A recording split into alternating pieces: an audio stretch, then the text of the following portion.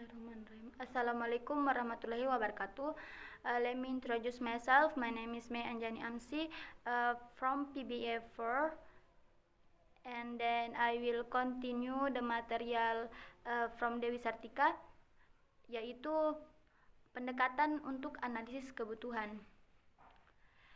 Menurut Dudley Evans and C.T. John, pada tahun 1998, dia berpendapat bahwa sumber utama untuk analisis kebutuhan adalah pelajar, orang yang bekerja atau belajar di lapangan, alumni siswa, dan dokumen yang relevan, klien, rekan kerja, pengusaha, dan penelitian ISP di lapangan.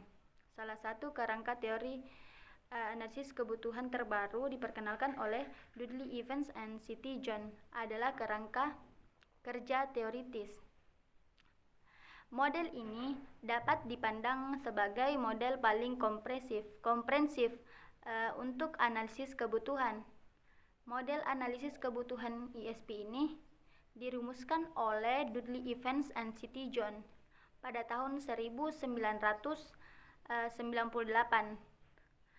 Berfokus pada yang pertama, informasi profesional peserta didik, yang kedua informasi pribadi peserta didik, yang ketiga informasi bahasa peserta didik tentang situasi target, yang keempat kekurangan peserta didik, yang kelima kebutuhan peserta didik dari kursus, yang keenam kebutuhan pembelajaran bahasa, yang ketujuh informasi komunikasi dalam situasi target, dan yang kedelapan itu adalah informasi lingkungan. Adapun aspek-aspek analisis kebutuhan bahasa ini adalah didefinisikan Dudley Evans and C.T. John pada tahun 1998, adalah sebagai berikut. Pada bagian A, informasi profesional tentang siswa. Ini menjelaskan tentang tugas-tugas yang akan menggunakan bahasa Inggris sebagai target tujuan kerja. Pada bagian B, pribadi informasi tentang siswa, yaitu faktor-faktor yang dapat mempengaruhi cara mereka belajar, seperti pengalaman belajar sebelumnya, alasan menghadiri kursus, dan harapannya sikap terhadap keinginan bahasa Inggris, yang berarti kebutuhan subjektif. Pada bagian C, informasi bahasa Inggris tentang siswa, apa saja keterampilan yang mereka punya saat ini, dan penggunaan bahasa analisis situasi sekarang. Ini bisa memungkinkan kita untuk menilai kekurangan siswa, menentukan kekuatan dan kelemahan bahasa mereka. Pada bagian D, kekurangan siswa. Pada bagian E, informasi pembelajaran bahasa. Ini menjelaskan tentang cara efektif keterampilan dan pembelajaran bahasa. Pada bagian F, kebutuhan belajar, mengetahui apa yang sebenarnya pelajar butuhkan dalam mengikuti kursus. Pada bagian G, pengetahuan tentang bagaimana bahasa dan keterampilan digunakan dalam analisis situasi target linguistik, analisis wacana, dan analisis genre. Pada bagian H, kebutuhan siswa dari kursus, apa yang mereka inginkan dari kursus. Pada bagian I, situasi lingkungan, informasi tentang lingkungan di mana kursus akan dijalankan. Pendekatan lain telah diringkas oleh Astika Kasti pada tahun 1999. Dia menunjukkan bahwa beberapa pendekatan untuk analisis kebutuhan telah diusulkan oleh para ahli. Yang pertama adalah Benech pada tahun 1996. Yang kedua adalah Cunningworth pada tahun 1983. Yang ketiga adalah Hollage pada tahun 1980, dan yang keempat adalah Holiday pada tahun 1995. Yang kelima adalah Hawkeye pada tahun 1980. Yang keenam adalah Rich and Cancerell pada tahun 1980, dan yang ketujuh adalah Altman pada tahun 1980.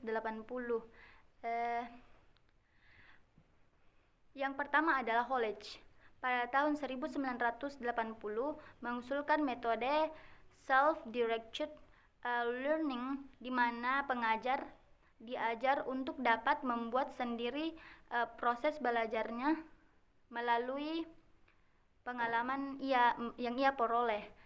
Dengan kebebasan itu pelajar dapat menemukan solusi yang tepat untuk berbagi masalah dalam perbedaan kebutuhan. Yang kedua, Benech pada tahun 1996 mengemukakan critical approach untuk need analysis dalam hal kepenulisan. Metode ini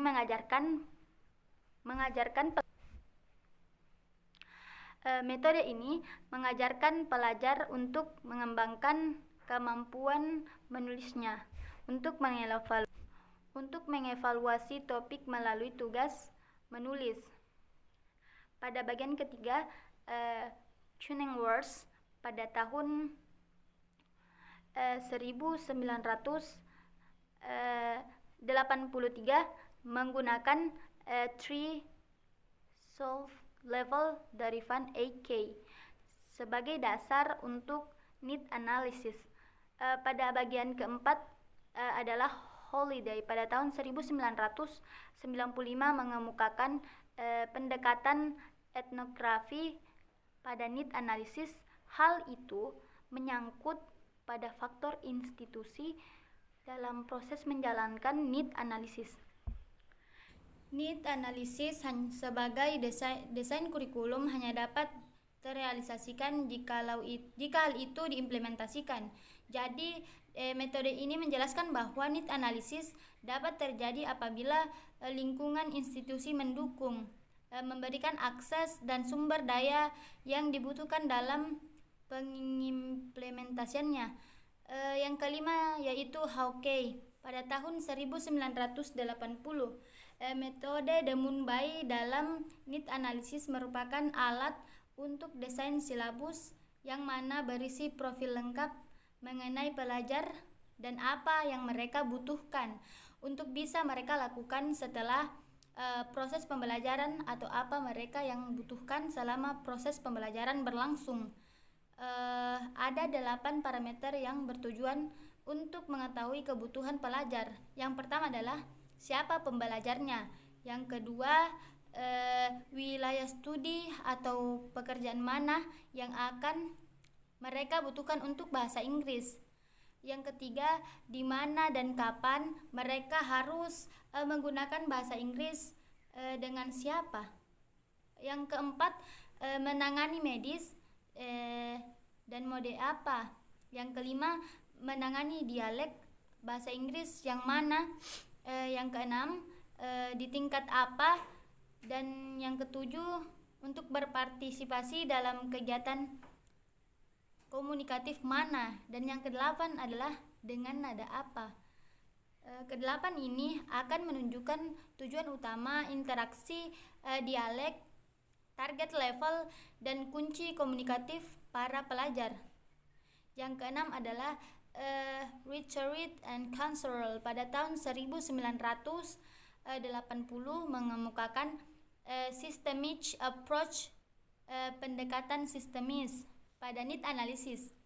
Pendekatan ini menempatkan pengajar sebagai pusat dari sistem penilaian, dan kurikulum dirancang dengan mengacu pada sumber daya pengajar. Dan yang terakhir adalah Altman pada tahun 1980 menjelaskan tentang bahwa learning learner-centered approach, bahwa setiap pelajar mempunyai kebutuhan yang berbeda-beda.